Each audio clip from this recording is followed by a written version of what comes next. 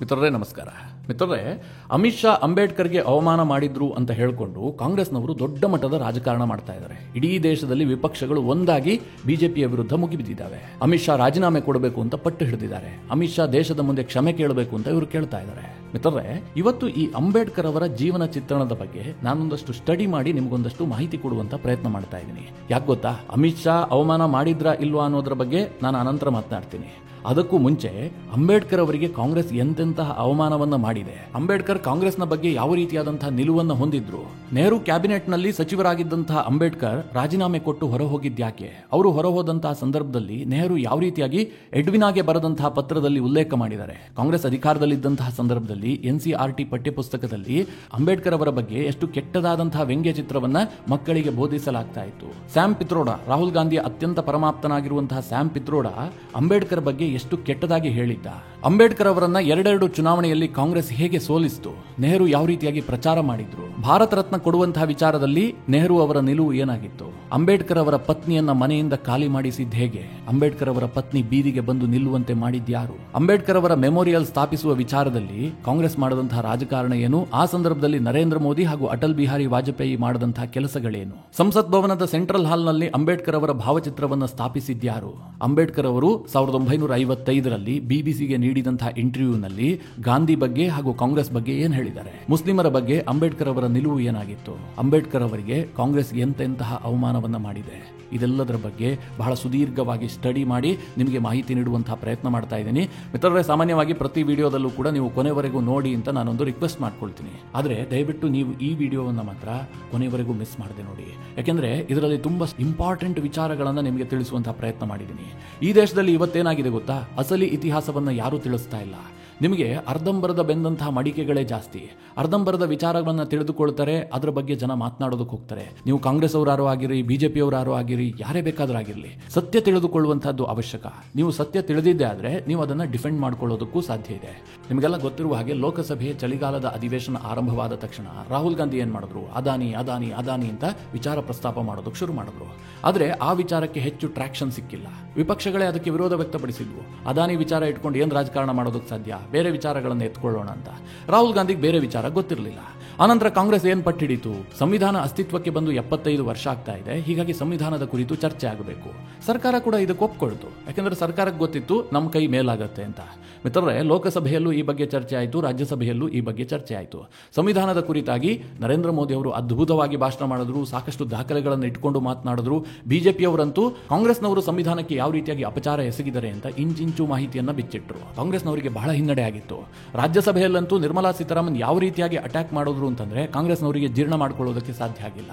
ಅನಂತರ JP ನಡ್ಡಾ ಕೂಡ ಅದೇ ರೀತಿಯಾಗಿ ಮಾತನಾಡಿದ್ರು. ಅಂತಿಮವಾಗಿ ಮಾತನಾಡಿದ್ದು ಅಮಿತ್ ಶಾ. ಅಮಿತ್ ಶಾ ಸಾಕಷ್ಟು ಸ್ಟಡಿ ಮಾಡಿಬಿಟ್ಟು ದಾಖಲೆಗಳನ್ನು ತೆಗೆದುಕೊಂಡು ಅಂಬೇಡ್ಕರ್ ಬಗ್ಗೆ ಮಾತನಾಡಿದ್ರು, ಸಂವಿಧಾನದ ಬಗ್ಗೆ ಮಾತನಾಡಿದ್ರು. ಹೀಗೆ ಮಾತನಾಡುವಂತಹ ಸಂದರ್ಭದಲ್ಲಿ ಅಮಿತ್ ಶಾ ಎಲ್ಲೂ ಕೂಡ ಅಂಬೇಡ್ಕರ್ ಅವರಿಗೆ ಅವಮಾನವನ್ನ ಮಾಡಿಲ್ಲ. ಆದ್ರೆ ಆಗಿದ್ದೇನು ಗೊತ್ತಾ, ಅಮಿತ್ ಶಾ ಅಂಬೇಡ್ಕರ್ ಅವರ ವಿಚಾರವನ್ನು ಪ್ರಸ್ತಾಪ ಮಾಡುವಂತಹ ಸಂದರ್ಭದಲ್ಲಿ ಇವತ್ತು ಕೆಲವರಿಗೆ ಅಂಬೇಡ್ಕರ್ ಅಂಬೇಡ್ಕರ್ ಅಂಬೇಡ್ಕರ್ ಅನ್ನುವಂತಹ ಹೆಸರು ಹೇಳೋದು ಫ್ಯಾಷನ್ ಆಗಿ ಹೋಗ್ಬಿಟ್ಟಿದೆ.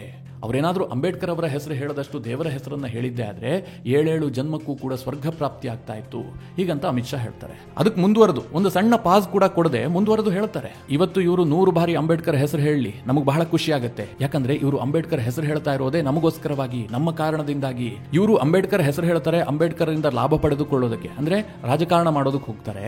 ಆದ್ರೆ ಇವರು ಅಂಬೇಡ್ಕರ್ ಅವರ ವಿಚಾರವನ್ನ ಎಷ್ಟರ ಮಟ್ಟಿಗೆ ಮೈಗೂಡಿಸಿಕೊಂಡಿದ್ದಾರೆ, ಅಂಬೇಡ್ಕರ್ ಅವರಿಗೆ ಎಂತೆಂತಹ ಅವಮಾನವನ್ನ ಮಾಡಿದ್ದಾರೆ ಗೊತ್ತಾ. ನಾನು ಅದಕ್ಕೆ ದಾಖಲೆ ಕೊಡ್ತೀನಿ ಅಂತ ನೆಹರು ಏನ್ ಮಾಡಿದ್ರು, ಕಾಂಗ್ರೆಸ್ ಕಾಲದಲ್ಲಿ ಅಂಬೇಡ್ಕರ್ ಅವರಿಗೆ ಎಂತಹ ಅಪಮಾನ ಆಗಿದೆ, ಎಲ್ಲವನ್ನ ಅಮಿತ್ ಶಾ ಹೇಳ್ತಾರೆ. ಮಿತ್ರರೇ, ಆ ಸಂದರ್ಭದಲ್ಲಿ ರಾಜ್ಯಸಭೆಯಲ್ಲಿ ಖರ್ಗೆ ಅವರು ಹಾಜರಿದ್ರು, ಕಾಂಗ್ರೆಸ್ನ ಎಲ್ಲ ದೊಡ್ಡ ದೊಡ್ಡ ನಾಯಕರು ಹಾಜರಿದ್ರು, ವಿಪಕ್ಷದ ಅನೇಕ ಮುಖಂಡರಿದ್ರು. ಯಾರೂ ಕೂಡ ಅಮಿತ್ ಶಾ ಅವರ ಭಾಷಣವನ್ನು ತಡೆಯುವಂತಹ ಪ್ರಯತ್ನ ಮಾಡಿಲ್ಲ. ನಿಜವಾಗ್ಲೂ ಅಮಿತ್ ಶಾ ಅಂಬೇಡ್ಕರ್ ಅವರಿಗೆ ಅವಮಾನ ಮಾಡಿದ್ದೇ ಆಗಿದ್ರೆ ಆಗ್ಲೇ ತಡೆಯಬಹುದಿತ್ತಲ್ಲ, ಯಾರು ತಡೆಯೋದಿಲ್ಲ, ಎಲ್ಲರೂ ಸುಮ್ಮನೆ ಕೇಳ್ತಾ ಇದ್ರು, ಯಾಕೆಂದ್ರೆ ಸತ್ಯ ಹೇಳ್ತಾ ಇದ್ರು. ಅದಾದ ನಂತರ ಕಾಂಗ್ರೆಸ್ನ ಇಕೋಸಿಸ್ಟಮ್ ಏನ್ ಮಾಡುತ್ತೆ, ಅಮಿತ್ ಶಾ ಅವರ ಭಾಷಣದ 12 ಸೆಕೆಂಡ್ ಅನ್ನ ಮಾತ್ರ ಕಟ್ ಮಾಡಿ ಸಾಮಾಜಿಕ ಜಾಲತಾಣದಲ್ಲಿ ಹರಿಬಿಟ್ಟು ಬಿಡುತ್ತೆ. ಅದಾದ ಬಳಿಕ ರಾಹುಲ್ ಗಾಂಧಿ ಆಕ್ಟಿವ್ ಆಗ್ತಾರೆ, ಕಾಂಗ್ರೆಸ್ ಪಕ್ಷದ ನಾಯಕರು ಆಕ್ಟಿವ್ ಆಗ್ತಾರೆ. ಈಗ TMC, SP, ಆಮ್ ಆದ್ಮಿ ಪಕ್ಷ ಎಲ್ಲರೂ ಕೂಡ ಫುಲ್ ಆಕ್ಟಿವ್ ಆಗಿದ್ದಾರೆ, ಫೀಲ್ಡ್ ಇಳಿದಿದ್ದಾರೆ. ಅಮಿತ್ ಶಾ ಅವರ ರಾಜೀನಾಮೆಯನ್ನ ಪಡಿಬೇಕು, ಅಮಿತ್ ಶಾ ಕ್ಷಮೆ ಕೇಳಬೇಕು, ಅಂಬೇಡ್ಕರ್ ಅವರಿಗೆ ಅವಮಾನ ಆಗಿದೆ ಅಂತ. ವಾಸ್ತವವಾಗಿ ಒಂದು ಸುಳ್ಳು ನರೇಟಿವ್ ಅನ್ನ ಬಿಲ್ಡ್ ಮಾಡುವಂತಹ ಕೆಲಸವನ್ನ ಕಾಂಗ್ರೆಸ್ ಮತ್ತು ಅದರ ಮಿತ್ರ ಪಕ್ಷಗಳು ಮಾಡ್ತಾ ಇದಾವೆ. ಯಾಕೆ ಸುಳ್ಳು ನರೇಟಿವ್ ಅಂತಂದ್ರೆ ನಿಮಗೆಲ್ಲ ಗೊತ್ತು. ಲೋಕಸಭೆಯಲ್ಲಿ ಇವರು ಏನ್ ಮಾಡಿದ್ರು, ಸಂವಿಧಾನ ಬದಲಾವಣೆ ಮಾಡ್ತಾರೆ ಅಂತ ಹೇಳಿ ಒಂದು ಸುಳ್ಳು ಸುದ್ದಿಯನ್ನು ಹಬ್ಬಿಸಿದ್ರು. ಇದರ ಲಾಭ ಕಾಂಗ್ರೆಸ್ಗೂ ಆಯ್ತು, ವಿಪಕ್ಷಗಳಿಗೂ ಕೂಡ ಆಯ್ತು. ಆಗಿತ್ತು. ಈಗ ಮತ್ತೆ ಅಂತಹದೇ ಒಂದು ವಿಚಾರ ಸಿಕ್ಕಿದೆ, ನಾವು ಸುಳ್ಳು ಸುದ್ದಿಯನ್ನು ಪ್ರಸಾರ ಮಾಡೋಣ ಅಂತೇಳಿ ದೊಡ್ಡ ಮಟ್ಟದಲ್ಲಿ ಪ್ರಚಾರ ಗಿಟ್ಟಿಸುವಂತಹ ತಂತ್ರ ಮಾಡ್ತಾ ಇದ್ದಾರೆ. ಇವತ್ತು ಲೋಕಸಭೆಯಲ್ಲಿ ಮತ್ತೆ ಹಂಗಾಮ ಆಗ್ತಾ ಇದೆ. ಬಿಜೆಪಿಯ ಒಬ್ಬ ಸಂಸದ ಮಾಜಿ ಸಚಿವನಿಗೆ ಗಂಭೀರ ಗಾಯ ಆಗಿದೆ, ಆಸ್ಪತ್ರೆಗೆ ದಾಖಲಿಸಿದ್ದಾರೆ. ಈಗ ಮಿತ್ರರೇ, ಅಂಬೇಡ್ಕರ್ ಅವರ ವಿಚಾರದಲ್ಲಿ ಕಾಂಗ್ರೆಸ್ ಇವತ್ತು ಇಷ್ಟೆಲ್ಲ ಮಾತನಾಡ್ತಾ ಇದೆಯಲ್ಲ, ನಾವು ಅಂಬೇಡ್ಕರ್ ಅವರ ವಿಚಾರಧಾರೆಗಳ ರಕ್ಷಕರು, ಅಂಬೇಡ್ಕರ್ ಏನ್ ದಾರಿ ಹಾಕಿಕೊಟ್ಟಿದ್ದಾರೆ ಅದರಲ್ಲಿ ನಾವು ನಡೀತಾ ಇದೀವಿ ಅಂತ ಕಾಂಗ್ರೆಸ್ನವರು ಪೋಸ್ಟ್ ಕೊಡ್ತಾ ಇದಾರಲ್ಲ ಮಿತ್ರರೇ, ಇವರ ಅಸಲಿ ಮುಖವನ್ನು ನಾನು ಇವತ್ತು ನಿಮ್ಮ ಮುಂದೆ ತೆರೆದಿಡ್ತೀನಿ. ನಾನು ಸುಮ್ಮನೆ ಹೇಳ್ತಾ ಇಲ್ಲ, ಅಥವಾ ಯಾವುದೋ ಬಿಜೆಪಿಯವರು ಬರೆದಂತಹ ಪುಸ್ತಕವನ್ನು ರೆಫರ್ ಮಾಡಿ ನಿಮಗೆ ಹೇಳ್ತಾ ಇಲ್ಲ. ಎಲ್ಲೆಲ್ಲಿ ದಾಖಲೆಗಳು ಸಿಗುತ್ತೋ ಎಲ್ಲವುದನ್ನ ಪರಿಶೀಲನೆ ಮಾಡಿ ಅಂತಿಮವಾಗಿ ನಿಮಗೆ ಈ ವಿಡಿಯೋ ಮೂಲಕವಾಗಿ ಆ ಮಾಹಿತಿಯನ್ನು ತಿಳಿಸ್ಕೊಡ್ತಾ ಇದ್ದೀನಿ. ಮಿತ್ರರೇ, 1947ರಲ್ಲಿ ಭಾರತಕ್ಕೆ ಸ್ವಾತಂತ್ರ್ಯ ಬಂತು. ಆಗ ಒಂದು ಮಧ್ಯಂತರ ಸರ್ಕಾರ ರಚನೆ ಮಾಡಬೇಕಾಗಿತ್ತು. ಯಾಕೆಂದ್ರೆ ಚುನಾವಣೆ ಇನ್ನೂ ನಡೆದಿರಲಿಲ್ವಲ್ಲ. ಮಧ್ಯಂತರ ಸರ್ಕಾರ, ಈ ದೇಶದಲ್ಲಿ ಸಂವಿಧಾನ ರಚನೆ ಆಗಬೇಕು, ಮುಂದೆ ಯಾವ ರೀತಿಯಾದಂತಹ ಸರ್ಕಾರ ನಡೀಬೇಕು, ಈ ದೇಶದ ಭವಿಷ್ಯ ರೂಪಿಸುವ ಉದ್ದೇಶದಿಂದ ಒಂದು ಜವಾಬ್ದಾರಿಯುತ ಸರ್ಕಾರವನ್ನು ರಚನೆ ಮಾಡಬೇಕಾಗಿತ್ತು. ಆ ಸಂದರ್ಭದಲ್ಲಿ ನೆಹರು ಎಲ್ಲರನ್ನ ಓವರ್ಟೇಕ್ ಮಾಡಿಬಿಟ್ರು. ಸರ್ಕಾರ ರಚನೆ ಮಾಡಬೇಕಾಗಿದ್ದು ಸರ್ದಾರ್ ಪಟೇಲ್ರು, ಅವರಿಗೆ ಹೆಚ್ಚಿನ ಜನರ ಬೆಂಬಲ ಇತ್ತು. ಅದೆಲ್ಲ ನಿಮ್ಗೆ ಗೊತ್ತಿರುವಂತಹ ವಿಚಾರ, ನಾನೇ ಅದರ ಬಗ್ಗೆ ಏನು ಡೀಟೇಲ್ ಆಗಿ ಹೇಳೋದಕ್ಕೆ ಹೋಗೋದಿಲ್ಲ. ಗಾಂಧಿಯ ಕಾರಣದಿಂದಾಗಿ ನೆಹರು ಪ್ರಧಾನಮಂತ್ರಿಗಳಾಗ್ತಾರೆ. ಕ್ಯಾಬಿನೆಟ್ ರಚಿಸುವಂತಹ ವಿಚಾರ ಬರುತ್ತೆ, ಯಾರ್ಯಾರನ್ನ ಕ್ಯಾಬಿನೆಟ್ಗೆ ತೆಗೆದುಕೊಳ್ಳಬೇಕು. ಆಗ ಮಹಾತ್ಮ ಗಾಂಧಿ ಹೇಳ್ತಾರೆ, ಸರ್ವ ಪಕ್ಷವನ್ನು ಒಳಗೊಂಡಂತಹ ಸರ್ಕಾರ ರಚನೆ ಮಾಡಬೇಕು, ಕೇವಲ ಕಾಂಗ್ರೆಸ್ನ ಸರ್ಕಾರ ಆಗಬಾರದು ಅಂತ. ಗಾಂಧೀಜಿಗೆ ಇದು ಒಂದು ಸ್ವಲ್ಪ ಗೊತ್ತಿತ್ತು, ಮುಂದೆ ವಿವಾದ ಆಗುತ್ತೆ, ಭವಿಷ್ಯದಲ್ಲಿ ಇದು ದೊಡ್ಡ ತೊಂದರೆ ಆಗುತ್ತೆ ಅಂತ. ನೆಹರು ಅವರಿಗೆ ಇದಿಷ್ಟ ಇರಲಿಲ್ಲ. ಆದರೂ ಕೂಡ ಅವರು ತನ್ನ ಕ್ಯಾಬಿನೆಟ್ ನಲ್ಲಿ ಬೇರೆ ಬೇರೆ ಪಕ್ಷದವರನ್ನ ಕೂಡ ಸೇರಿಸಿಕೊಳ್ತಾರೆ. ನಿಮಗೆ ಆಶ್ಚರ್ಯ ಆಗಬಹುದು, ಆ ಕ್ಯಾಬಿನೆಟ್ ನಲ್ಲಿ ಅಂಬೇಡ್ಕರ್ ಮತ್ತು ಶ್ಯಾಮಾ ಪ್ರಸಾದ್ ಮುಖರ್ಜಿ ಇವರಿಬ್ಬರೂ ಕೂಡ ಡಿಫರೆಂಟ್ ವಿಚಾರಧಾರೆಗಳನ್ನು ಹೊಂದಿದಂತವರು ನೆಹರು ಕ್ಯಾಬಿನೆಟ್ ಅನ್ನು ಸೇರ್ಕೊಳ್ತಾರೆ. ಇಲ್ಲಿ ಅಂಬೇಡ್ಕರ್ ಅವರು ಕಾನೂನು ಮಂತ್ರಿ ಆಗ್ತಾರೆ. ಆರಂಭದಿಂದಲೂ ಕೂಡ ಒಂದು ಕಡೆ ಅಂಬೇಡ್ಕರ್ ಸಂವಿಧಾನ ರಚನೆಯ ಕರಡು ಸಮಿತಿಯ ಅಧ್ಯಕ್ಷರಾಗಿದ್ರು, ಇನ್ನೊಂದು ಕಡೆ ಕಾನೂನು ಮಂತ್ರಿಗಳಾಗಿಯೂ ಕೂಡ ಇದ್ರು. ಅಂಬೇಡ್ಕರ್ ಅವರಿಗೆ ನೆಹರು ಅವರ ವಿಚಾರಧಾರೆಗಳಿಂದ ತೀರಾ ಬೇಸರ ಇತ್ತು. ಅನೇಕ ವಿಚಾರಗಳನ್ನು ಅವರು ಒಪ್ಕೊಳ್ತಾ ಇರಲಿಲ್ಲ. ಆರಂಭದಿಂದಲೂ ಕೂಡ ವಿರೋಧಾಭಾಸಗಳಿದ್ವು. ಅಂತಿಮವಾಗಿ 1951ರಲ್ಲಿ ಅಂಬೇಡ್ಕರ್ ರಾಜೀನಾಮೆಯನ್ನ ಕೊಡ್ತಾರೆ. ನೆಹರು ಕ್ಯಾಬಿನೆಟ್ ನಲ್ಲಿ ಇರೋದಿಲ್ಲ ಅಂತ ರಾಜೀನಾಮೆ ಕೊಟ್ಟು ಹೊರಗೆ ಬರ್ತಾರೆ. ಅಂಬೇಡ್ಕರ್ ರಾಜೀನಾಮೆ ಕೊಟ್ಟಿದ್ಯಾಕೆ? ನೆಹರು ವಿಚಾರಧಾರೆಗಳು ಇಷ್ಟ ಆಗಿಲ್ಲಪ್ಪ, ಸರ್ಕಾರದಲ್ಲಿ ಅವರು ನಡೆದುಕೊಳ್ಳುತ್ತಿರುವಂತಹ ರೀತಿ ಸರಿ ಇಲ್ಲ, ಈ ದೇಶದ ಭವಿಷ್ಯದ ಕುರಿತಾಗಿ ನೆಹರು ಅವರ ಚಿಂತನೆಗಳೇ ಸರಿ ಇಲ್ಲ ಅಂತ ಅಂಬೇಡ್ಕರ್ ರಾಜೀನಾಮೆ ಬಿಸಾಕ್ತಾರೆ, ಸರ್ಕಾರದಿಂದ ಹೊರಗೆ ಬರ್ತಾರೆ. ಇದೆಲ್ಲ ಆಯ್ತಲ್ಲ. ಆನಂತರ ಈ ದೇಶದಲ್ಲಿ ಚುನಾವಣೆ ಘೋಷಣೆ ಆಗುತ್ತೆ. ಆ ಸಂದರ್ಭದಲ್ಲಿ ಎಡ್ವಿನಾಗೆ ನೆಹರು ಒಂದು ಪತ್ರ ಬರೀತಾರೆ. ಎಡ್ವಿನಾ ಯಾರು ಅಂತ ನಿಮಗೆಲ್ಲ ಗೊತ್ತು, ನಾನೇನು ವಿವರಿಸಿ ಹೇಳಬೇಕಾಗಿಲ್ಲ. ಮೌಂಟ್ ಬ್ಯಾಟನ್ ಪತ್ನಿ. ಆ ಮೌಂಟ್ ಬ್ಯಾಟನ್ ಪತ್ನಿಯಾದಂತಹ ಎಡ್ವಿನಾಗೂ ನೆಹರುಗೂ ಎಂತಹ ಸಂಬಂಧ ಇತ್ತು ಅಂತ ಇಡೀ ದೇಶಕ್ಕೆ ಗೊತ್ತಿರುವಂತಹ ವಿಚಾರ. ಆ ಎಡ್ವಿನಾಗೆ ನೆಹರು ಒಂದು ಪತ್ರ ಬರೀತಾರೆ. ನೆಹರು ಆ ಪತ್ರದಲ್ಲಿ ಏನು ಉಲ್ಲೇಖ ಮಾಡಿದ್ದಾರೆ ಗೊತ್ತಾ? ಇವತ್ತು ಚುನಾವಣೆ ನಡೀತಾ ಇದೆ, ಮುಂಬೈ ಪ್ರಾಂತ್ಯದಲ್ಲಿ ನಮಗೆ ಉತ್ತಮವಾದಂತಹ ಪೊಸಿಷನ್ ಇದೆ, ಅಂದ್ರೆ ಕಾಂಗ್ರೆಸ್ ಮುಂಬೈ ಪ್ರಾಂತ್ಯದಲ್ಲಿ ಗೆಲ್ಲುತ್ತೆ. ಅಂಬೇಡ್ಕರ್ ಅವರನ್ನ ನಾವೇ ಕ್ಯಾಬಿನೆಟ್ ನಿಂದ ಕಿತ್ತಾಕ್ಬಿಟ್ವಿ. ಯಾಕೆ ಕೇಳಿದ್ರೆ ಅಂಬೇಡ್ಕರ್ ಅವರು ಹೆಚ್ಚಾಗಿ ಹಿಂದೂ ಸಾಂಪ್ರದಾಯಿಕವಾದವನ್ನ ಮಂಡಿಸ್ತಾರೆ, ಅದಿಷ್ಟ ಆಗೋದಿಲ್ಲ ನಮಗೆ. ಕಾಂಗ್ರೆಸ್ನ ತತ್ವ ಸಿದ್ಧಾಂತಕ್ಕೆ ಅದು ಸರಿ ಹೊಂದುತ್ತಾ ಇಲ್ಲ. ಮಿತ್ರರೇ, ಯೋಚನೆ ಮಾಡಿ, ಇವತ್ತು ಅಂಬೇಡ್ಕರ್ ಅವರನ್ನ ರೆಬಲ್ ನಾಯಕ ಅಂತ ಇವರು ಬಿಂಬಿಸ್ತಾರೆ. ಆಗ ನೆಹರು ಎಡ್ವಿನಾಗೆ ಬರೆದಂತಹ ಪತ್ರದಲ್ಲಿ ಹೇಳ್ತಾರೆ, ಅಂಬೇಡ್ಕರ್ ಹಿಂದೂ ಸಾಂಪ್ರದಾಯಿಕವಾದದೊಂದಿಗೆ ಸೇರ್ಕೊಂಡಿದ್ದಾರೆ ಅಂತ. ಯೋಚನೆ ಮಾಡಿ, ನೆಹರು ಅವರು ಯಾವ ರೀತಿಯಾಗಿ ಅಂಬೇಡ್ಕರ್ ಅವರಿಗೆ ಅಪಮಾನ ಎಸಗಿದ್ದಾರೆ ಅಂತ. ಜೊತೆಗೆ ನಾವೇ ಕ್ಯಾಬಿನೆಟ್ ನಿಂದ ಅಂಬೇಡ್ಕರ್ ಅವರನ್ನ ಹೊರಹಾಕಿದ್ದು ಅಂತ.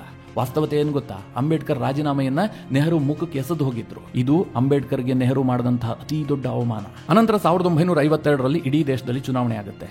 ಅಂಬೇಡ್ಕರ್ ಏನ್ ಮಾಡ್ತಾರೆ, ಮುಂಬೈನ ಉತ್ತರ ಕ್ಷೇತ್ರದಿಂದ ಎಂಪಿ ಸ್ಥಾನಕ್ಕೆ ಸ್ಪರ್ಧೆ ಮಾಡಿದ್ರು. ಆಗ ನೆಹರು ಆಟ ಆಡ್ತಾರೆ.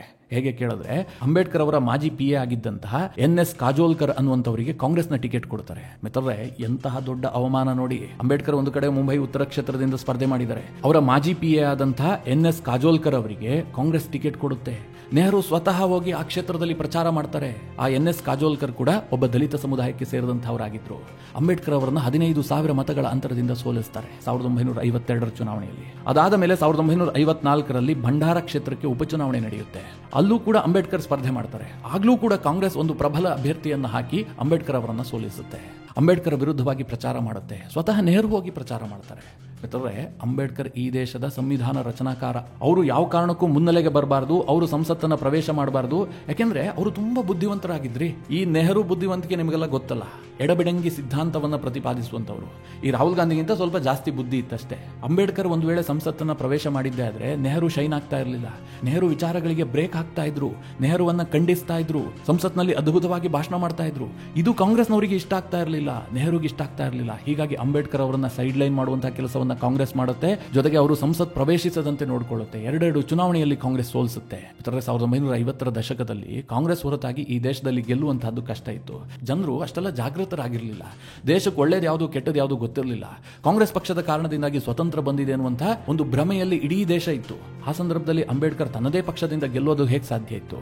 ಆಗ ಕಾಂಗ್ರೆಸ್ ವಿಚಾರ ಮಾಡಬೇಕಾಗಿತ್ತು. ಅಂಬೇಡ್ಕರ್ ಇಷ್ಟೆಲ್ಲ ಬುದ್ಧಿವಂತರು ಸಂಸತ್ತನ್ನು ಪ್ರವೇಶ ಮಾಡಬೇಕು ಅಂತ, ಅದಕ್ಕೆ ಅವಕಾಶ ಕೊಟ್ಟಿಲ್ಲ. ನೆಹರು ಎಡ್ವಿನಾಗೆ ಬರೆದಂತಹ ಪತ್ರದಲ್ಲೂ ಅಂಬೇಡ್ಕರ್ ಅವರನ್ನ ತೆಗೆಳುತ್ತಾರೆ, ಇನ್ನೊಂದು ಕಡೆ ಅವರನ್ನ ಸೋಲಿಸ್ತಾರೆ. ಈ ರೀತಿಯಾಗಿ ಕಾಂಗ್ರೆಸ್ ಅಂಬೇಡ್ಕರ್ ಅವರಿಗೆ ಅವಮಾನ ಮಾಡಿದೆ. ಈಗ ಇವರು ಅಂಬೇಡ್ಕರ್ ಹೆಸರು ಹೇಳಿಕೊಂಡು ರಾಜಕಾರಣ ಮಾಡ್ತಾ ಇದ್ದಾರೆ. ಎಂತಹ ನಾಲಾಯಕ್ಗಳು, ಯೋಚನೆ ಮಾಡಿ ಮಿತ್ರರೇ. ಈ ವಿಡಿಯೋ ಸ್ವಲ್ಪ ಲೆಂತಿ ಆಗುತ್ತೆ, ಅದನ್ನು ನಾನು ನಿಮಗೆ ಡೀಟೇಲ್ ಆಗಿ ಹೇಳಲೇಬೇಕು, ಹಾಗಾಗಿ ಹೇಳ್ತಾ ಇದ್ದೀನಿ. ಇದಾದ್ಮೇಲೆ ನೆಹರು ಏನ್ ಮಾಡ್ತಾರೆ, ತಾನು ಅಧಿಕಾರದಲ್ಲಿ ಇದ್ದಂತಹ ಸಂದರ್ಭದಲ್ಲಿ ತನಗೆ ಭಾರತ ರತ್ನವನ್ನು ಘೋಷಣೆ ಮಾಡ್ಕೊಳ್ತಾರೆ. ಅನಂತರ ಇಂದಿರಾ ಗಾಂಧಿ ಬರ್ತಾರಲ್ಲ, ಅವ್ರು ಏನ್ ಮಾಡ್ತಾರೆ, ಅವರು ಕೂಡ ತಾನು ಅಧಿಕಾರದಲ್ಲಿ ಇದ್ದಂತಹ ಸಂದರ್ಭದಲ್ಲಿ ತನಗೆ ಭಾರತ ರತ್ನವನ್ನು ಘೋಷಣೆ ಮಾಡ್ಕೊಳ್ತಾರೆ. ರಾಜೀವ್ ಗಾಂಧಿ ತೀರ್ ಹೋಗ್ತಾರಲ್ಲ, ಅವರು ತೀರ್ ಹೋದಂತಹ 2 ತಿಂಗಳಲ್ಲಿ ಹೊಸದಾಗಿ ಬಂದಂತಹ ಸರ್ಕಾರ ರಾಜೀವ್ ಗಾಂಧಿಗೆ ಭಾರತ ರತ್ನ ಕೊಡುತ್ತೆ. ಆದರೆ 1956ರಲ್ಲಿ ಅಂಬೇಡ್ಕರ್ ಇಹಲೋಕವನ್ನು ತ್ಯಜಿಸ್ತಾರೆ. ಅಂಬೇಡ್ಕರ್ ತೀರಿ ಹೋದ ಬಳಿಕ 34 ವರ್ಷಗಳ ಕಾಲ ಬಂದಂತಹ ಯಾವುದೇ ಸರ್ಕಾರಗಳು ಕೂಡ ಅಂಬೇಡ್ಕರ್ ಅವರಿಗೆ ಭಾರತ ರತ್ನವನ್ನು ಕೊಟ್ಟಿರಲಿಲ್ಲ. 1990ರಲ್ಲಿ ಕಾಂಗ್ರೆಸ್ಸೇತರ ಸರ್ಕಾರವನ್ನು ರಚನೆ ಮಾಡಿದಂತಹ ವಿ.ಪಿ. ಸಿಂಗ್ ಅಂಬೇಡ್ಕರ್ ಅವರಿಗೆ ಭಾರತ ರತ್ನವನ್ನು ಕೊಡುತ್ತೆ. ಯೋಚನೆ ಮಾಡಿ ಮಿತ್ರರೇ, ಕಾಂಗ್ರೆಸ್ ಅಂಬೇಡ್ಕರ್ ಅವರಿಗೆ ಎಷ್ಟು ಗೌರವ ಕೊಟ್ಟಿದೆ ಅಂತ. ಏನೋ ರಾಜಕಾರಣಪ್ಪ, ಆರಂಭದಲ್ಲಿ ವಿರೋಧ ಮಾಡಿದ್ವಿ, ಅಂಬೇಡ್ಕರ್ ಅವರು ಮಹಾಚಿಂತಕ, ಈ ದೇಶಕ್ಕಾಗಿ ದೊಡ್ಡ ತ್ಯಾಗವನ್ನ ಮಾಡಿದ್ದಾರೆ, ಸಂವಿಧಾನವನ್ನ ಕೊಟ್ಟಿದ್ದಾರೆ, ಅವರು ಮಹಾಬುದ್ಧಿವಂತ, ಈ ದೇಶದ ಮಗ, ಹೀಗಾಗಿ ಭಾರತ ರತ್ನ ಪ್ರಶಸ್ತಿ ಕೊಡಬೇಕು ಅಂತ ಕಾಂಗ್ರೆಸ್ ಅನಿಸ್ಲೇ ಇಲ್ವಾ? ವಿ.ಪಿ. ಸಿಂಗ್ ಬರಬೇಕಾಯ್ತಾ ಅಂಬೇಡ್ಕರ್ ಅವರಿಗೆ ಭಾರತ ರತ್ನ ಕೊಡೋದಕ್ಕೆ?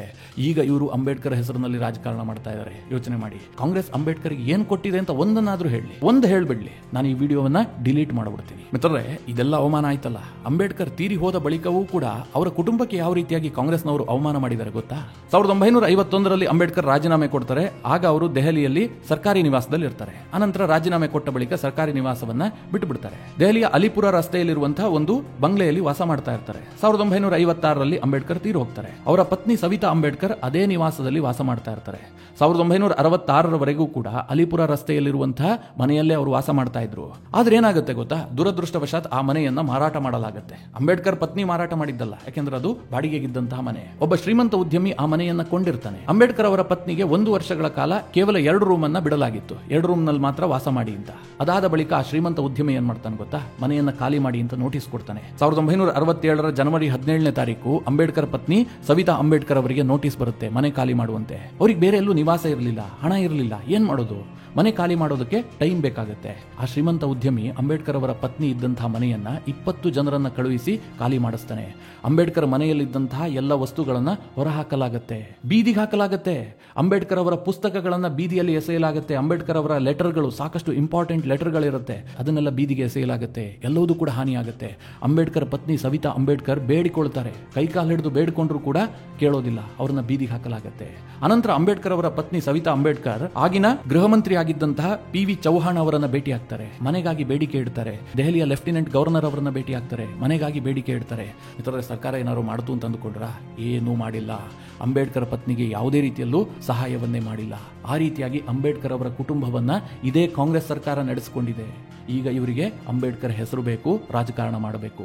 ಅಂಬೇಡ್ಕರ್ ಅಂತ ಹೇಳ್ತಿರುವಂತಹ ಕೆಲವೊಂದಷ್ಟು ದಲಿತ ಸಮುದಾಯದವರು ಇದಾರಲ್ಲ, ಅವರು ಈ ಇತಿಹಾಸವನ್ನ ಓದ್ಕೊಳ್ಬೇಕು. ಈ ಕಾಂಗ್ರೆಸ್ ಎಷ್ಟರ ಮಟ್ಟಿಗೆ ಅಂಬೇಡ್ಕರ್ ಅವರಿಗೆ ಅವಮಾನ ಮಾಡಿದೆ, ಅಂಬೇಡ್ಕರ್ ಅವರ ಕುಟುಂಬವನ್ನ ಯಾವ ರೀತಿಯಾಗಿ ನಡೆಸಿಕೊಂಡಿದೆ ಅಂತ ಅವರು ಯೋಚನೆ ಮಾಡಬೇಕು, ಅದ್ರ ಬಗ್ಗೆ ತಿಳಿದುಕೊಳ್ಬೇಕು.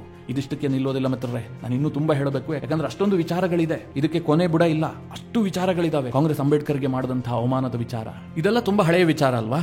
ಇತ್ತೀಚಿನ ವಿಚಾರಗಳನ್ನು ನಿಮ್ಗೆ ಹೇಳ್ತೀನಿ. ಸ್ಯಾಮ್ ಪಿತ್ರೋಡಾ, ಈ ಹೆಸರಿನ ಬಗ್ಗೆ ಪರಿಚಯ ಕೊಡಬೇಕಾಗೇ ಇಲ್ಲ. ರಾಹುಲ್ ಗಾಂಧಿ ಅವರ ಅತ್ಯಂತ ಪರಮಾಪ್ತ, ಸಾಗರೋತ್ತರ ಕಾಂಗ್ರೆಸ್ನ ಅಧ್ಯಕ್ಷ ಕೂಡ ಹೌದು. ಈ ಸ್ಯಾಮ್ ಪಿತ್ರೋಡಾ ಇದೇ ವರ್ಷ ಒಂದು ಟ್ವೀಟ್ ಮಾಡ್ತಾನೆ.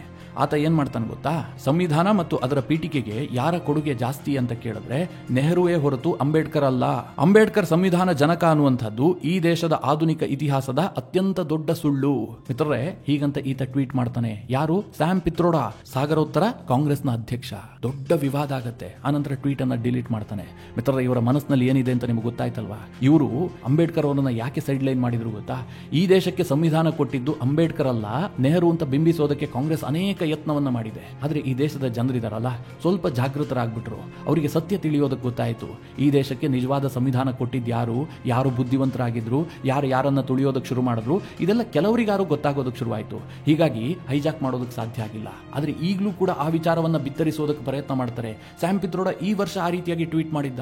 ಸಂವಿಧಾನ ಕೊಟ್ಟಿದ್ದ ಅಂಬೇಡ್ಕರ್ ಅಲ್ಲ, ನೆಹರುವನ್ನ ಮರೆಮಾಚಿ ಅಂಬೇಡ್ಕರ್ ಅನ್ನ ಗ್ಲೋರಿಫೈ ಮಾಡಲಾಗ್ತಾ ಇದೆ ಅಂತ ಆತ ಟ್ವೀಟ್ ಮಾಡ್ತಾನೆ. 2006ರಲ್ಲಿ ಕಾಂಗ್ರೆಸ್ ಅಧಿಕಾರದಲ್ಲಿತ್ತಲ್ಲ, ಇಡೀ ದೇಶವನ್ನ ಆಳ್ತಾ ಇತ್ತಲ್ಲ, ಅಲ್ವಾ. ಆ ಸಂದರ್ಭದಲ್ಲಿ ಈ ದೇಶದ NCERT ಪಠ್ಯಪುಸ್ತಕದಲ್ಲಿ ಒಂದು ಕಾರ್ಟೂನ್ ಇತ್ತು. ಅದೆಂತಹ ಕಾರ್ಟೂನ್ ಅಂತಂದ್ರೆ ನೀವು ನೋಡಿದ್ರೆ ನಿಮ್ಮ ಮೈ ಕೊತ ಕೊತ ಕುದಿಯುತ್ತೆ. ಯಾಕೆ ಗೊತ್ತಾ? ಒಂದು ಬಸವನ ಹುಳು, ಆ ಬಸವನ ಹುಳುವಿನ ಮೇಲೆ ಅಂಬೇಡ್ಕರ್ ಕೂತಿರುವಂತಹದ್ದು. ಅದರ ಹಿಂದೆ ನೆಹರು ಬಾರ್ಕೋಲನ್ನ ಹಿಡಿದುಕೊಂಡು ಅಂಬೇಡ್ಕರ್ ಅವರಿಗೆ ಬಾರಿಸ್ತಿರುವಂತಹ ಚಿತ್ರ. ಅಂದ್ರೆ ಸಂವಿಧಾನ ರಚನೆ ತುಂಬಾ ವಿಳಂಬ ಆಗ್ತಾ ಇದೆ, ನೆಹರು ಹಿಂದೆ ಚಾಟಿ ಹಿಡಿದು ಅಂಬೇಡ್ಕರ್ ಅವರನ್ನ ಮುನ್ನಡೆಸ್ತಾ ಇದ್ದಾರೆ. ನೀವು ಎತ್ತನ್ನ ಓಡಿಸ್ತಾ ಇರುವಾಗ ಚಾಟಿ ಹೇಗೆ ಬೀಸ್ತಿರೋ ಅದೇ ರೀತಿಯಾಗಿ ಅಂಬೇಡ್ಕರ್ ಅವರನ್ನ ಬಸವನ ಹುಳುವಿನ ಮೇಲೆ ಕೂರಿಸಿ ನೆಹರು ಚಾಟಿ ಬೀಸ್ತಿರುವಂತಹ ಚಿತ್ರ. ಆ ಕಾರ್ಟೂನ್ ಅನ್ನ ನಮ್ಮ ಮಕ್ಕಳ ಪಠ್ಯದಲ್ಲಿ ಬೋಧಿಸಲಾಗ್ತಾ ಇತ್ತು. 2006ರಿಂದ 2012ರವರೆಗೆ NCERT ಪಠ್ಯಪುಸ್ತಕದಲ್ಲಿ ಇದೇ ವಿಚಾರ ಇತ್ತು. ಅನಂತರ ದೊಡ್ಡ ಮಟ್ಟದಲ್ಲಿ ಹಂಗಾಮ ಆಗುತ್ತೆ. ಆಗ HRD ಮಂತ್ರಿ ಆಗಿದ್ದಂತಹ ಕಪಿಲ್ ಸಿಬಲ್ ಸಂಸತ್ನಲ್ಲಿ ಕ್ಷಮೆ ಕೇಳ್ತಾರೆ. ಇದಕ್ಕಿಂತ ಬೇಕಾ ಮಿತ್ರರೇ ಅವಮಾನ? ಇದಿಷ್ಟಕ್ಕೆ ನಿಲ್ಲೋದಿಲ್ಲ, ನಾನು ನಿಲ್ಲಿಸೋದಕ್ಕೂ ಸಾಧ್ಯ ಇಲ್ಲ, ಹೇಳಲೇಬೇಕು. ಕೆಲವೊಂದಷ್ಟು ಇಂಪಾರ್ಟೆಂಟ್ ವಿಚಾರಗಳಿದಾವೆ. ಅಂಬೇಡ್ಕರ್ ಅವರು ತೀರಿ ಹೋದಂತಹ ಸಂದರ್ಭದಲ್ಲಿ ಅವರಿಗೆ ದೆಹಲಿಯಲ್ಲಿ ಜಾಗ ಕೊಟ್ಟಿಲ್ಲ. ಇದೆಲ್ಲ ಗೊತ್ತು, ನಾನು ಅದ್ರ ಬಗ್ಗೆ ಡೀಟೇಲ್ ಆಗಿ ಹೇಳೋದಕ್ಕೆ ಹೋಗೋದಿಲ್ಲ. ಅನಂತರ ಅಂಬೇಡ್ಕರ್ ಅವರ ಜನ್ಮ ಶತಮಾನೋತ್ಸವ ಆಗುತ್ತೆ 1991ರಲ್ಲಿ. ಆಗ ಕೆಲವರು ಅಂಬೇಡ್ಕರ್ ಅನುಯಾಯಿಗಳು ಏನ್ ಕೇಳ್ತಾರೆ, ದೆಹಲಿಯಲ್ಲಿ ಒಂದು ಸ್ಮಾರಕ ಆಗಬೇಕು, ಅಂಬೇಡ್ಕರ್ ಮೆಮೋರಿಯಲ್ ರಚನೆ ಆಗಬೇಕು ಅಂತ ತುಂಬಾ ಡಿಮ್ಯಾಂಡ್ ಮಾಡ್ತಾರೆ. ಆದ್ರೆ ಆ ಕೂಗಿಗೆ ಯಾವುದೇ ಸರ್ಕಾರ ಸ್ಪಂದಿಸೋದಿಲ್ಲ. ಅಂತಿಮವಾಗಿ 2003ರಲ್ಲಿ ಆಗಿನ ಅಟಲ್ ಬಿಹಾರಿ ವಾಜಪೇಯಿ ಸರ್ಕಾರ ತೀರ್ಮಾನ ಮಾಡುತ್ತೆ, ಅಲಿಪುರದಲ್ಲಿ ಅಂಬೇಡ್ಕರ್ ವಾಸ ಮಾಡ್ತಾ ಇದ್ರಲ್ಲ ಆ ಜಾಗವನ್ನ ಖರೀದಿ ಮಾಡಬೇಕು ಅಂತ. ವಾಜಪೇಯಿ ಸರ್ಕಾರ ಆ ಮನೆಯನ್ನ ಖರೀದಿ ಕೂಡ ಮಾಡುತ್ತೆ. ಅಲ್ಲಿ ಸ್ಮಾರಕವನ್ನ ನಿರ್ಮಾಣ ಮಾಡೋದಕ್ಕೆ ಖುದ್ದು ವಾಜಪೇಯಿ ಅವರು ಫೌಂಡೇಶನ್ ಸ್ಟೋನ್ ಅನ್ನ ಇಡ್ತಾರೆ, ಅಡಿಗಲ್ಲನ್ನ ಹಾಕ್ತಾರೆ. ಆದ್ರೆ 2004ರಲ್ಲಿ ವಾಜಪೇಯಿ ಸರ್ಕಾರ ಪತನಗೊಳ್ಳುತ್ತೆ. ಅನಂತರ ಯಾರ ಸರ್ಕಾರ ಬಂದಿದ್ದು? UPA ಸರ್ಕಾರ. ಮಿತ್ರರೇ, ವಾಜಪೇಯಿ ಯಾವ ಸ್ಥಿತಿಯಲ್ಲಿ ಬಿಟ್ಟು ಹೋಗಿದ್ರು ಅದೇ ಸ್ಥಿತಿಯಲ್ಲಿ UPA ಸರ್ಕಾರ ಇಡುತ್ತೆ. ಒಂದೇ ಒಂದು ಕಲ್ಲನ್ನು ಇಡುವಂತಹ ಕೆಲಸವನ್ನ ಕೂಡ UPA ಸರ್ಕಾರ ಮಾಡೋದಿಲ್ಲ. ಅಂಬೇಡ್ಕರ್ ಅವರ ಮೆಮೋರಿಯಲ್ ನಿರ್ಮಾಣ ಮಾಡೋದಕ್ಕೆ ಯಾವುದೇ ರೀತಿಯಲ್ಲೂ ಕಾಂಗ್ರೆಸ್ ಉತ್ಸಾಹವನ್ನು ತೋರೋದಿಲ್ಲ. ಅನಂತರ ಏನಾಗುತ್ತೆ? ನರೇಂದ್ರ ಮೋದಿ ಅವರು ಅಧಿಕಾರಕ್ಕೆ ಬರ್ತಾರೆ. ಪುನಃ ನರೇಂದ್ರ ಮೋದಿ ಹೋಗಿ ಅಂಬೇಡ್ಕರ್ ಸ್ಮಾರಕದ ಕೆಲಸವನ್ನ ಆರಂಭಿಸ್ತಾರೆ. ಅವರು ಘೋಷಣೆ ಮಾಡ್ತಾರೆ 2 ವರ್ಷದಲ್ಲಿ ನಾವು ಸ್ಮಾರಕವನ್ನ ನಿರ್ಮಾಣ ಮಾಡ್ತೀವಿ ಅಂತ. ಆದ್ರೆ 2 ವರ್ಷದಲ್ಲಿ ಮಾಡೋದಕ್ಕೆ ಸಾಧ್ಯ ಆಗೋದಿಲ್ಲ. 2018ರಲ್ಲಿ ಅಂಬೇಡ್ಕರ್ ಅವರ ಸ್ಮಾರಕ ಪೂರ್ಣಗೊಳ್ಳುತ್ತೆ. ನರೇಂದ್ರ ಮೋದಿ ಅವರೇ ಹೋಗಿ ಅದನ್ನು ಉದ್ಘಾಟನೆ ಮಾಡ್ತಾರೆ. ಮಿತ್ರರೇ, ಕಾಂಗ್ರೆಸ್ನವರಿಗೆ ಅಂಬೇಡ್ಕರ್ ಅವರ ಒಂದು ಸ್ಮಾರಕವನ್ನ ಕಟ್ಟುವಂತಹ ಯೋಗ್ಯತೆ ಕೂಡ ಇರಲಿಲ್ಲ. ನೆಹರು ಅವರ ಸ್ಮಾರಕ ಎಷ್ಟಿದೆ ದೆಹಲಿಯಲ್ಲಿ? ನೆಹರು, ಇಂದಿರಾ ಗಾಂಧಿ, ರಾಜೀವ್ ಗಾಂಧಿಗೆ ಎಷ್ಟೆಷ್ಟು ಜಾಗ ಕೊಟ್ಟಿದ್ದಾರೆ. ಸರ್ಕಾರಿ ಜಾಗ ಅವರ ಸ್ಮಾರಕಕ್ಕೆ, ಅವರ ಸ್ಮಶಾನಕ್ಕೋಸ್ಕರವಾಗಿ ಯಾವ ರೀತಿಯಾಗಿ ಬಳಕೆಯಾಗಿದೆ ನಿಮಗೆಲ್ಲ ಗೊತ್ತೇ ಇದೆ. ಇದನ್ನು ನಾನೇನಾದ್ರು ನಿಮಗೆ ಡೀಟೇಲ್ ಆಗಿ ಹೇಳಬೇಕಾ? ಆದ್ರೆ ಅಂಬೇಡ್ಕರ್ ಅವರಿಗೆ ಒಂದು ಸಣ್ಣ ಸ್ಮಾರಕವನ್ನ ಕಟ್ಟುವಂತಹ ಯೋಗ್ಯತೆಯನ್ನು ಕೂಡ ಕಾಂಗ್ರೆಸ್ ಪ್ರದರ್ಶನ ಮಾಡಿಲ್ಲ. ಇದು ಹಾಗಿರ್ಲಿ ಮಿತ್ರರೇ, ಸ್ಮಾರಕ ಕಟ್ಟೋದೆಲ್ಲ ದೊಡ್ಡ ವಿಚಾರ ಅಲ್ವಾ? ನಮ್ಮ ದೇಶದ ಸಂಸತ್ ಭವನ ಇದೆಯಲ್ಲ, ಅದರ ಸೆಂಟ್ರಲ್ ಹಾಲ್ ನಲ್ಲಿ ತುಂಬಾ ಇಂಪಾರ್ಟೆಂಟ್ ವ್ಯಕ್ತಿಗಳ ಭಾವಚಿತ್ರವನ್ನ ಹಾಕಲಾಗುತ್ತೆ. ಈ ದೇಶಕ್ಕೆ ಸ್ವತಂತ್ರ ಕೊಡಿಸಿದಂಥವರು, ಈ ದೇಶದಲ್ಲಿ ತುಂಬಾ ಪ್ರಮುಖವಾದಂತಹ ವ್ಯಕ್ತಿಗಳು, ಅವರ ಭಾವಚಿತ್ರವನ್ನು ಹಾಕಲಾಗುತ್ತೆ. ಆದರೆ 1990ರವರೆಗೆ ಅಂಬೇಡ್ಕರ್ ಅವರ ಭಾವಚಿತ್ರಕ್ಕೆ ಅಲ್ಲಿ ಜಾಗ ಇರಲಿಲ್ಲ. ಯಾವುದೇ ಸರ್ಕಾರ ಹಾಕಿರಲಿಲ್ಲ. ನೆಹರು ಸರ್ಕಾರ ಹಾಕಿರಲಿಲ್ಲ, ಇಂದಿರಾ ಗಾಂಧಿ ಸರ್ಕಾರ ಹಾಕಿರಲಿಲ್ಲ, ರಾಜೀವ್ ಗಾಂಧಿ ಸರ್ಕಾರ ಹಾಕಿರಲಿಲ್ಲ. ಯಾರು ಸಂಸತ್ನ ಸೆಂಟ್ರಲ್ ಹಾಲ್ ನಲ್ಲಿ ಅಂಬೇಡ್ಕರ್ ಭಾವಚಿತ್ರವನ್ನು ಹಾಕಿರಲಿಲ್ಲ. VP ಸಿಂಗ್ ಬಂದ ಬಳಿಕ ಸೆಂಟ್ರಲ್ ಹಾಲ್ ನಲ್ಲಿ ಅಂಬೇಡ್ಕರ್ ಅವರ ಭಾವಚಿತ್ರವನ್ನು ಇಡಲಾಗುತ್ತೆ, ಗೌರವ ಸೂಚಿಸಲಾಗುತ್ತೆ. ಈಗ ಕಾಂಗ್ರೆಸ್ನವರು ಅಂಬೇಡ್ಕರ್ ಹೆಸರಿನಲ್ಲಿ ರಾಜಕಾರಣ ಮಾಡ್ತಾ ಇದ್ದಾರೆ. ಅಂಬೇಡ್ಕರ್ ಅವರ ವಿಚಾರಧಾರೆಗಳನ್ನು ನಾವು ಬಿತ್ತರಿಸ್ತಾ ಇದ್ದೀವಿ, ಅಂಬೇಡ್ಕರ್ ಅವರನ್ನ ಗೌರವಿಸುವಂತವರು ನಾವು ಅಂತ ಪೋಸ್ ಕೊಡ್ತಾ ಇದ್ದಾರೆ. ಮಿತ್ರರೇ, ಇದೆಲ್ಲ ಒಂದು ಭಾಗ. ಇನ್ನೊಂದು ವಿಚಾರವನ್ನ ನಿಮಗೆ ಹೇಳಬೇಕು. ಹಾಗಾದ್ರೆ ಅಂಬೇಡ್ಕರ್ ಅವರಿಗೆ ಗಾಂಧಿಯ ಬಗ್ಗೆ ಏನ್ ನಿಲುವಿತ್ತು, ಈ ದೇಶದ ಬಗ್ಗೆ ಏನ್ ನಿಲುವಿತ್ತು, ಕಾಂಗ್ರೆಸ್ನ ಬಗ್ಗೆ ಏನ್ ನಿಲುವಿತ್ತು? ಇದೆಲ್ಲವೂ ಕೂಡ 1955ರಲ್ಲಿ ಅಂಬೇಡ್ಕರ್ BBCಗೆ ಕೊಟ್ಟಂತಹ ಇಂಟರ್ವ್ಯೂನಲ್ಲಿ ಬಹಿರಂಗಗೊಂಡಿದೆ. ಅಂಬೇಡ್ಕರ್ ಹೇಳ್ತಾರೆ, ಗಾಂಧೀಜಿ ದಲಿತರಿಗೋಸ್ಕರ ಏನು ಮಾಡಿಲ್ಲ, ಸ್ವರಾಜ್ ಅಭಿಯಾನಕ್ಕೆ ದಲಿತರು ಸಹಕಾರ ಕೊಡಬೇಕು, ಅಸಹಕಾರವನ್ನು ಕೊಡಬಾರದು ಅನ್ನುವ ಕಾರಣಕ್ಕೋಸ್ಕರವಾಗಿ ದಲಿತರ ಬಗ್ಗೆ ಮಾತನಾಡ್ತಾರೆ ಹೊರತು ಕಾಂಗ್ರೆಸ್ ಜೊತೆಗೆ ದಲಿತರು ಇರಬೇಕು ಅನ್ನುವಂತಹ ಇಚ್ಛೆಯನ್ನು ಬಿಟ್ಟರೆ ಗಾಂಧೀಜಿಗೆ ದಲಿತರ ಬಗ್ಗೆ ಹೆಚ್ಚೇನು ಆಸಕ್ತಿ ಇಲ್ಲ ಅಂತ ಅಂಬೇಡ್ಕರ್ ಹೇಳಿದ್ರು. ಇದನ್ನು ನಾನು ಹೇಳಿದ್ದಲ್ಲ, ಅಂಬೇಡ್ಕರ್ ಅವರು ಹೇಳಿದ್ದು. ಕಾಂಗ್ರೆಸ್ ಈ ವಿಚಾರವನ್ನು ಒಪ್ಪಿಕೊಳ್ಳುತ್ತಾ? ಆ ದಮ್ಮು ತಾಕತ್ತು ಕಾಂಗ್ರೆಸ್ಗಿದೆಯಾ? ಇದಕ್ಕೆ ಮುಂದುವರೆದು ಇನ್ನೊಂದು ವಿಚಾರ ಇದೆ. ಅದೇ ಇಂಟರ್ವ್ಯೂನಲ್ಲಿ ಅಂಬೇಡ್ಕರ್ ಅವರಿಗೆ ಕೇಳಲಾಗುತ್ತೆ, ಗಾಂಧೀಜಿ, ನೆಹರು ಹೊರತಾಗಿ ಈ ದೇಶಕ್ಕೆ ಸ್ವತಂತ್ರ ಸಿಗ್ತಾ ಇತ್ತಾ ಅಂತ. ಅಂಬೇಡ್ಕರ್ ಹೇಳ್ತಾರೆ, ಸ್ವಲ್ಪ ತಡ ಆಗಬಹುದಿತ್ತೇನೋ, ಆದ್ರೆ ಸಿಗ್ತಾ ಇತ್ತು, ಇದಕ್ಕಿಂತ ಉತ್ತಮವಾದ ಸ್ವತಂತ್ರ ಸಿಗ್ತಾ ಇತ್ತು, ಹೀಗಂತ ಅಂಬೇಡ್ಕರ್ ಹೇಳಿದ್ದಾರೆ. ಜೊತೆಗೆ ಮುಂದುವರೆದು ಅಂಬೇಡ್ಕರ್ ಹೇಳ್ತಾರೆ, ಬ್ರಿಟಿಷರು ಯಾಕೆ ಸ್ವತಂತ್ರ ಕೊಟ್ಟರು ಅಂತಂದ್ರೆ ಗಾಂಧೀಜಿಗೆ ಹೆದರ್ಕೊಂಡು ಕೊಟ್ಟಿದ್ದಲ್ಲ, ಸುಭಾಷ್ ಚಂದ್ರ ಬೋಸರು ಸೇನೆಯನ್ನ ಕಟ್ಟಿದ್ರು. ಬ್ರಿಟಿಷರಿಗೆ ಅಷ್ಟು ದಿನ ಗೊತ್ತಿರಲಿಲ್ಲ ನಮ್ಮ ವಿರುದ್ಧವಾಗಿ ಸೇನೆ ಕಟ್ಟುವಂತಹ ತಾಕತ್ತು ಭಾರತೀಯರಿಗಿದೆ ಅಂತ. ಸುಭಾಷರು ಯಾವಾಗ ಸೇನೆ ಕಟ್ಟಿದ್ರು, ಭಾರತೀಯರು ಯಾವಾಗ ಸುಭಾಷರ ಸೇನೆಯನ್ನ ಸೇರೋದಕ್ಕೆ ಮುಂದಾದ್ರು, ಬ್ರಿಟಿಷರು ವಿಚಲಿತರಾಗಿದ್ರು. ಹೀಗಾಗಿ ಅಟ್ಲಿಗೆ ಅನಿಸ್ತು ಭಾರತಕ್ಕೆ ಸ್ವತಂತ್ರ ಕೊಡಬೇಕು ಅಂತ. ಇಲ್ಲದೆ ಹೋದ್ರೆ ಇವರು ಸ್ವತಂತ್ರವನ್ನ ಕೊಡ್ತಾ ಇರಲಿಲ್ಲ. ಸುಭಾಷರ ಕಾರಣದಿಂದಾಗಿ ಸ್ವತಂತ್ರ ಬಂದಿದೆ ಅಂತ ಅಂಬೇಡ್ಕರ್ ಅಭಿಪ್ರಾಯ ವ್ಯಕ್ತಪಡಿಸಿದ್ರು. ಮಿತ್ರರೇ, ಕಾಂಗ್ರೆಸ್ನವರು ಇದನ್ನು ಒಪ್ಕೊಳ್ಳೋದಕ್ಕೆ ಸಿದ್ಧ ಇದ್ದಾರಾ? ಆ ದಮ್ಮು ತಾಕತ್ತು ಕಾಂಗ್ರೆಸ್ನವರಿಗಿದೆಯಾ? ಅಂಬೇಡ್ಕರ್ ಅವರ ವಿಚಾರಧಾರೆಗಳನ್ನ ನಾವು ಮುಂದಕ್ಕೆ ತರ್ತಾ ಇದೀವಿ, ಅವರಂತೆ ನಡೀತಾ ಇದೀವಿ ಅಂತ ಹೇಳ್ತಾರಲ್ಲ, ಈ ವಿಚಾರಧಾರೆಗಳನ್ನ ಕಾಂಗ್ರೆಸ್ನವರು ಒಪ್ಕೊಳ್ತಾರ? ಸಾಧ್ಯ ಇದೆಯಾ? ಹಾಗೆ ಮುಸ್ಲಿಮರ ಬಗ್ಗೆ ಅಂಬೇಡ್ಕರ್ಗೆ ಯಾವ ನಿಲುವಿತ್ತು ಇದನ್ನ ಹೇಳಲೇಬೇಕಲ್ವಾ. ಅಂಬೇಡ್ಕರ್ ಅನೇಕ ಬಾರಿ ಹೇಳಿದ್ದಾರೆ, ಮುಸ್ಲಿಮರು ಯಾವತ್ತೂ ಕೂಡ ಧರ್ಮಕ್ಕೆ ನಿಷ್ಠರೇ ಹೊರತು ದೇಶಕ್ಕಲ್ಲ. ಧರ್ಮ ಮತ್ತು ದೇಶ ಅನ್ನುವಂತಹ ವಿಚಾರ ಬಂದ್ರೆ ಅವರಿಗೆ ಧರ್ಮವೇ ಮೊದಲಾಗುತ್ತೆ ಹೊರತು ದೇಶವಲ್ಲ. ಹೀಗಂತ ಅಂಬೇಡ್ಕರ್ ಬಹಳ ಸ್ಪಷ್ಟವಾಗಿ ಹೇಳಿದ್ರು. ಅಂಬೇಡ್ಕರ್ ಅವರು ಮತಾಂತರ ಆಗುವಂತಹ ಸಂದರ್ಭದಲ್ಲಿ ಅವರಿಗೆ ಹಿಂದೂ ಧರ್ಮದಲ್ಲಿದ್ದಂತಹ ಜಾತಿ ಪದ್ಧತಿಯಿಂದ ರೋಸ್ ಹೋಗ್ಬಿಟ್ಟಿದ್ರು. ಎರಡೆರಡು ಚುನಾವಣೆಯಲ್ಲಿ ಅವರನ್ನು ಸೋಲಿಸ್ಬಿಟ್ರು. ಜಾತಿ ಕಾರಣದಿಂದಾಗಿ ಅವರಿಗೆ ಹಿನ್ನಡೆ ಆಗ್ತಾ ಇತ್ತು. ಇಂತಹ ಸಂದರ್ಭದಲ್ಲಿ ಬೇಸರಗೊಂಡು ಅವರು ಮತಾಂತರ ಆಗೋದು ಹೊರಡ್ತಾರೆ. ಆಗ ಕ್ರಿಶ್ಚಿಯನ್ ಧರ್ಮಗುರುಗಳು, ಮುಸ್ಲಿಂ ಧರ್ಮಗುರುಗಳು ಎಲ್ಲರೂ ಬಂದು ಅಂಬೇಡ್ಕರ್ ಅವರಿಗೆ ಬೇಡಿಕೆ ಇಡ್ತಾರೆ, ನಮ್ ಧರ್ಮಕ್ಕೆ ಬನ್ನಿ ಅಂತ. ಅಂಬೇಡ್ಕರ್ ಹೇಳ್ತಾರೆ, ನಾನು ಒಂದು ವೇಳೆ ಕ್ರಿಶ್ಚಿಯನ್ ಅಥವಾ ಮುಸ್ಲಿಂ ಧರ್ಮಕ್ಕೆ ಮತಾಂತರ ಆಗಿದ್ದೆ ಆದ್ರೆ ಅದು ಕೇವಲ ಮತಾಂತರ ಆಗೋದಿಲ್ಲ, ದೇಶಾಂತರ ಆಗತ್ತೆ. ಹೀಗಾಗಿ ನಾನು ಈ ದೇಶದ ಅಸ್ಮಿತೆಯಾದಂತಹ ಧರ್ಮಗಳನ್ನೇ ಅನುಸರಿಸ್ತೀನಿ. ಅದಕ್ಕೋಸ್ಕರವಾಗಿ ಅವರು ಬೌದ್ಧ ಧರ್ಮವನ್ನು ಅನುಸರಿಸ್ತಾರೆ.